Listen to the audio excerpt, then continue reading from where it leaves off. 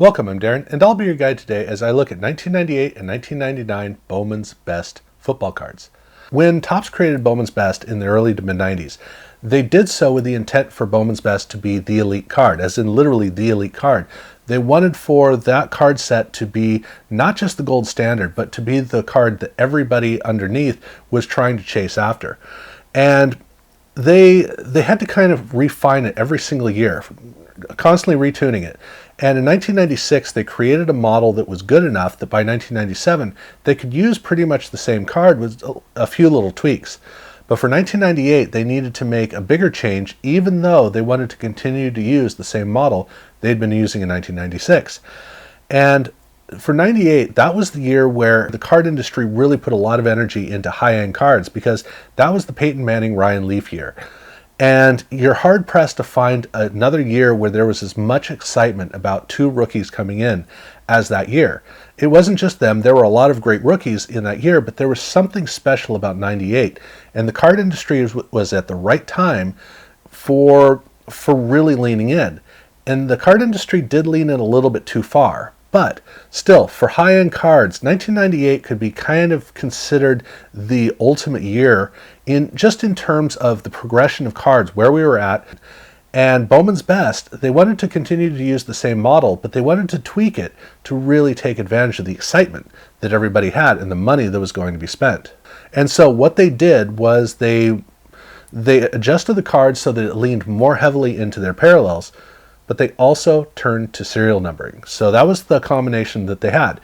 And the cards themselves were almost like a hint at what would be done decades later, where the whole card industry got so caught up in parallels that they threw away any of the quality of card design in order to make parallels look good. Because if you want a parallel to really look good, you have to get rid of all of the interest of the card so that the card is nothing but a showcase for the parallel, which is kind of stupid because a card is supposed to be a showcase for the player. But when you're leaning into parallels, the player isn't the point. The parallel is the point.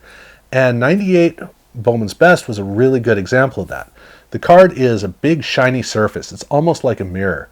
And there is a player somewhere in the middle of that card. But the whole card really does have a pretty strong glowing effect. Gold to silver, that's kind of the color. It's a gold theme for the whole card surface. And they actually have little ridges in it. But when I say it's a mirror-like surface, it is very much a mirror-like surface. On the card back, the horizontal card back is a very nice formal look, which is kind of similar to what they did in Topps Gold Label in the same year. But there's not much else to say about the card because, like I said, it's all about the parallel. And the typical parallel for Bowman's Best was refractor, as you can imagine. And the refractor card is really a powerful effect. Now these cards, there are two things about the cards that are different from the main cards. The first difference that they have is the fact that they got rid of the little ridges on the surface, so now it's almost it's pretty much a completely smooth surface. But the other thing is these are serial numbered on the back in gold foil out of 400. Other than that, it's basically the same as you would expect. But where you really see a difference is the atomic refractors. So in 97, the atomic refractors was a big grid, and it was a kind of a cool effect.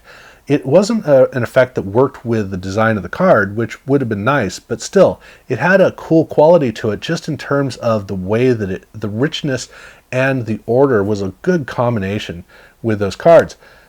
But in 1998, they instead wanted a really flashy card, so they made a fractal surface that is more akin to the early Prism cards that we saw in the early 90s. It was a choice that they made, and it was so flashy. It's also serial numbered out of 100, so it was really quite rare. Now, this wasn't universally rare because the same year, Playoff had cards numbered down to 25. But these were the cards that people really did seek after because it was Bowman's Best. It was really elite.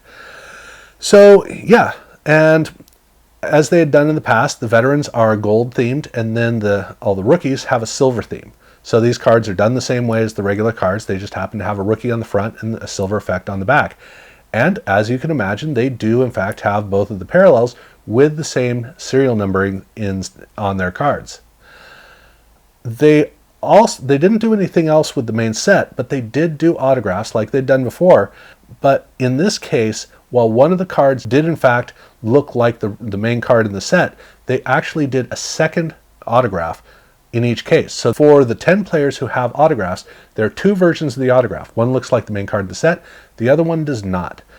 And the cards are numbered, obviously 1 through 10, but they're numbered A and B. So there's 10A, 10B. That's the way the cards are numbered.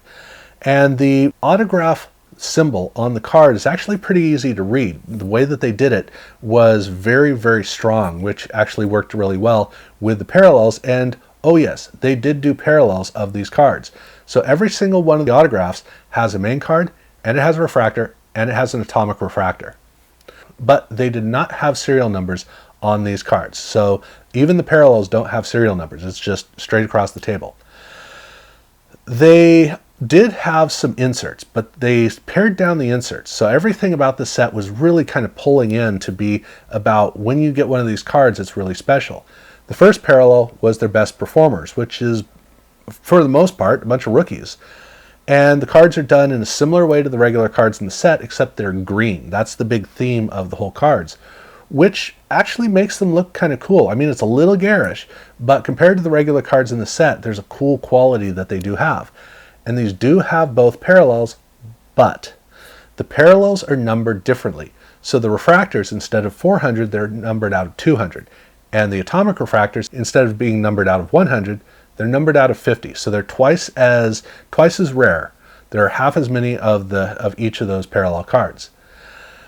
They also did their mirror images as they'd been doing, but this time they only had two players, one on the front, one on the back. They had red on the front, green on the back. That was the theme that they had with these cards. And with these cards, the big thing of note is the fact that they're die cut. They're die cut on the top and they're die cut on the bottom. But the location of that is significant. Now you would look at it and go, okay, well, they're just die cutting around the Bowman's Best logo, which is true. But the thing is, it changes from card to card. So every single card is like a puzzle piece. Card number 1, the bottom of that fits with the top of card number 2, bottom of card number 2 with the top of card number 3. So they actually line up vertically as a big puzzle, the way that they're all positioned. So that means that if you have two cards that are out of sequence, they don't fit. That is the way they built this card set. And they do have the two parallels, but in this case, the parallels are sequentially numbered out of 100 for the refractor and only 25 for the atomic refractor. And these numbers are interesting where instead of using gold foil, they're actually stamped into the card, just stamped into the card. So it's relief on the card, so you got to use light to be able to read the numbers, which actually has a really cool look, but it also means it's very easy for you to not notice that they're on there. Not that it really matters, because the parallels are pretty obvious, but it is good to be able to read the numbers. So that's how they are seen on there. The only other thing they did for 1998 was at the Super Bowl card show, they had promo cards for some of the players. And in this case, it's the same as the regular card in the set, except it's stamped with the Super Bowl logo. And while you can see it on the front, the place where you can really see the stamp is actually on the card back. And the stamp looks really cool. It's a very impressive Art Deco type of a design. And it just works really well for this kind of a parallel. So that was what they did for 1998. They just didn't do anything else because they didn't need to. 97 was a big chaotic mess. 98, they pulled it in and made it very refined. But like I said, everybody did that in 98. And so for 99, Topps decided that they needed to take their high-end sets, well, not gold label, but they needed to take Finest and Bowman's Best and turn them back into cards, make them look more like cards typically do, in order to kind of resettle the cards so that people would be thinking of them not as individual cards, but as a set. And thankfully, they put design ahead instead of just trying to figure out how to create a big canvas for the parallels. So the cards here they have a little bit more image on each card, but the design is more fit into where the image is, so that the image and the pattern where the backboard where you would put the effect, they work very harmoniously. And everything's very horizontal, which is a really good feature about these cards. The back also has a verticality which makes it look very different than the 1998 set, which is, I think, I'm not sure how to feel about it. I think it's a better layout, but I do kind of like the stone effect that they'd used in the previous year. Regardless, this card set, as you can imagine, is all about the parallels, and the main parallel is their refractors. The refractors, the whole surface is a refractor surface, but all of the contour lines, as well as additional contour lines on the player, now have a whole different refractor effect. So they come through very vibrant. It's like the whole card has these thin neon lights that are glowing, making the card really impressive, really stand out. And these are, again, numbered out of 400. But the atomic refractors, this is weird. The card surface is still a refractor, but it's only on those contour lines where they put the fractal effect. So that means that the card now, instead of having a glow to all those lines, now it has a sparkly effect to it that makes the card stand out in a whole different way. And numbered out of 100, the cards do look really cool. So they again did their rookies, and the rookies again are silver versus the gold for the veterans. There's not really much to say about it. All of the parallels are the same way, but they also did a subset in this year, which is the best performers, which they'd used as an insert in 98. 99, they turned it into a full-blown subset in the set. And some of these cards look very similar to the main rookie cards, so they can kind of throw you off. Look for the text on the side. If there's no text on the side, it's the rookie. If there's text on the side, yeah, it's not. It's the subset. Again, all of these are done with the parallels, and again, numbered out of 400 and out of 100. And that was what they did for the set, but they did have an SP card that they launched in packs, which was pretty impressive because there had not been very many SP cards in a long time. And the SP card was the rookie photo shoot. This is kind of a mean thing they did, because normally you have set collectors and you have team or player collectors. So once you get away from the set collectors, it's pretty easy to compete with a small group. Except with the rookie photo shoot, that means that all the fans of all 30 teams are trying to get the same card, except there was also a 31st team at this point too. So this card is a very competitive card, even though it's an SP card. And what's really frustrating is that the parallels are even more rare. I mean, not at mirror image level, but they're still numbered at a very low rate, which means that these are really tough to come by because we're all going after them. And again, they did autographs, but in this case, they actually designed the cards to be autograph cards. The top looks like a normal card, but the bottom has a fade to white down at the bottom so that the autograph actually reads. So these cards are very distinctive, very easy to tell, and they do not have parallels, for better or for worse, but it makes things a lot cleaner that they just went and said, you know what, here's some autographs. Then they had their inserts, and the inserts do not have parallels. That's an important note to understand. So we have Franchise Best, and Franchise Best is a die-cut card. It's a refractor surface on the front. It's not the best use of the refractor surface, and really the die-cut's a little bit slick. It is a nice card, but it's not a great card. It doesn't really have a great feel to it. It's a card, though, that can very easily throw you off because the refractor surface, that's just the way the card is. That's not anything, it's not a parallel. They also have Future Foundations. This is a thinner card. It's kind of an interesting feel to the card.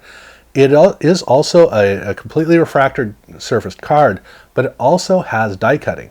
Along the bricks on the side, there's slight indentations, so it's really subtle.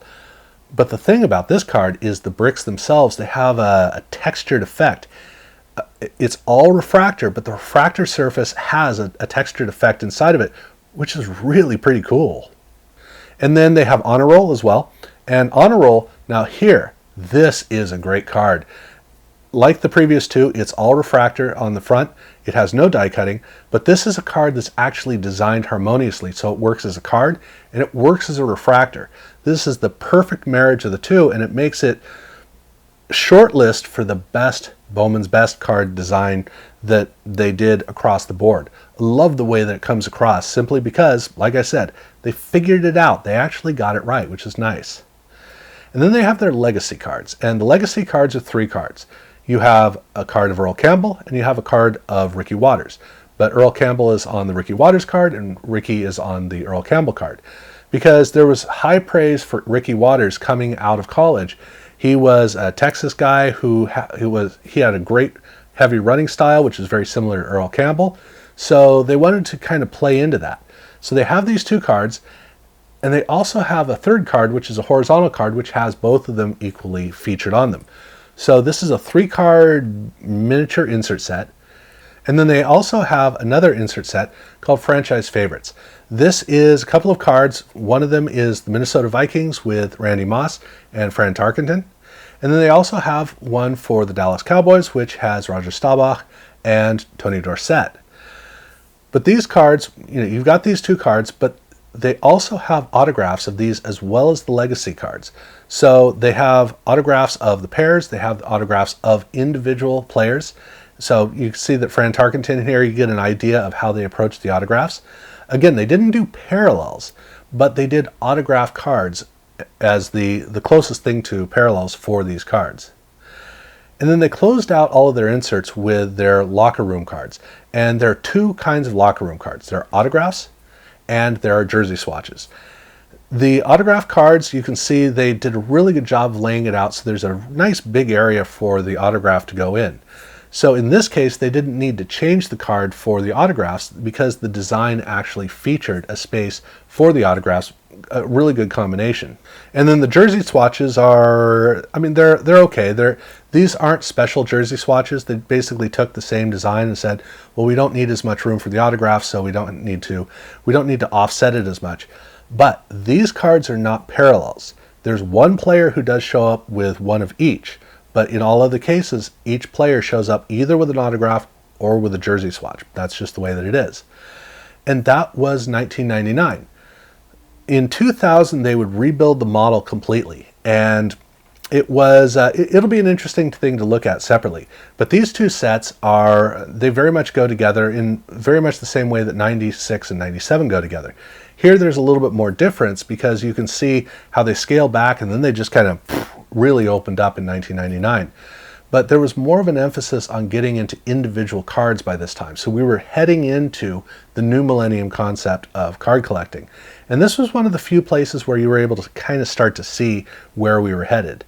But yeah, it's a pretty good amount. So that's what I've got for this, and I will, I'll be doing the 2000, 2001, I'll be doing that separately.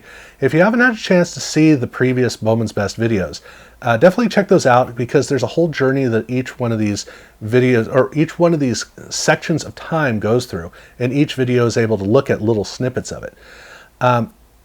Check out my other videos if you haven't had a chance. Definitely subscribe if you haven't done so already, and thank you very much for watching.